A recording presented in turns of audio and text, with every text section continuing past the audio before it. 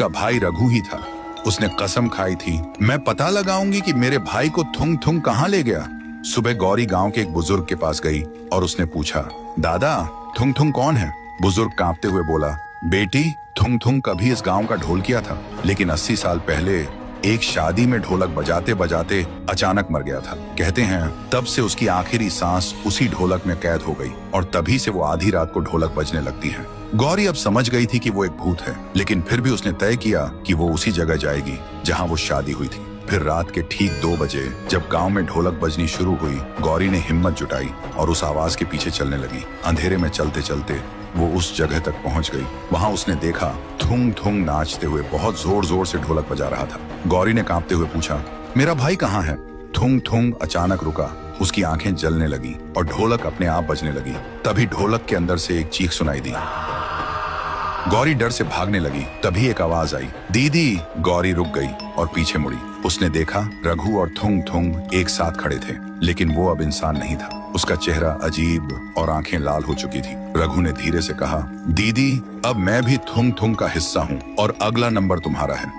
तो दोस्तों, अगर तुम्हें जानना है कि थुंग थुंग क्या सच में अचानक मरा या उसके मरने के पीछे कोई राज छुपा है, अगर जानना है तो वीडियो को लाइक करो, चैनल को सब्सक्राइब करो और कमेंट में लिखो पार्ट 2 चाहिए।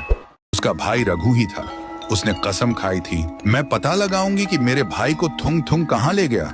सुबह गौरी गांव के एक बुजुर्ग के पास गई और उसने पूछा, दादा थुंग थुंग कौन है? बुजुर्ग कांपते हुए बोला, बेटी थुंग थुंग कभी इस गांव का ढोलकिया था, लेकिन 80 साल पहले एक शादी में ढोलक बजाते बजाते अचानक मर गया था। कहते हैं तब से उसकी आखिरी सांस उसी ढोलक में कैद हो गई और तभी से वो आधी रात को ढोलक बजने लगती है। गौरी अब समझ गई थी कि वो एक भूत है, लेकिन फिर भी उसने तय किया कि वो उसी जगह जाएगी जहाँ वो शादी हुई थी। फिर रात के ठीक 2 बजे जब गांव में ढोलक बजनी शुरू हुई, गौरी ने हिम्मत जुटाई और उस आवाज के पीछे चलने लगी। अंधेरे में चलते चलते वो उस जगह तक पहुंच गई। वहां उसने देखा थुंग थुंग नाचते हुए बहुत जोर जोर से ढोलक बजा रहा था। गौरी ने कांपते हुए पूछा, मेरा भाई कहाँ है?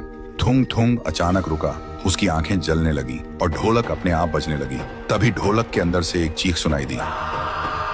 गौरी डर से भागने लगी। तभी एक आवाज आई, दीदी। गौरी रुक गई और पीछे मुड़ी। उसने देखा रघु और थुंग थुंग एक साथ खड़े थे, लेकिन वो अब इंसान नहीं था। उसका चेहरा अजीब और आंखें लाल हो चुकी थी। रघु ने धीरे से कहा, दीदी अब मैं भी थुंग थुंग का हिस्सा हूँ और अगला नंबर तुम्हारा है। तो दोस्तों, अगर तुम्हें जानना है कि थुंग थुंग क्या सच में अचानक मरा या उसके मरने के पीछे कोई राज छुपा है, अगर जानना है तो वीडियो को लाइक करो, चैनल को सब्सक्राइब करो और कमेंट में लिखो पार्ट 2 चाहिए।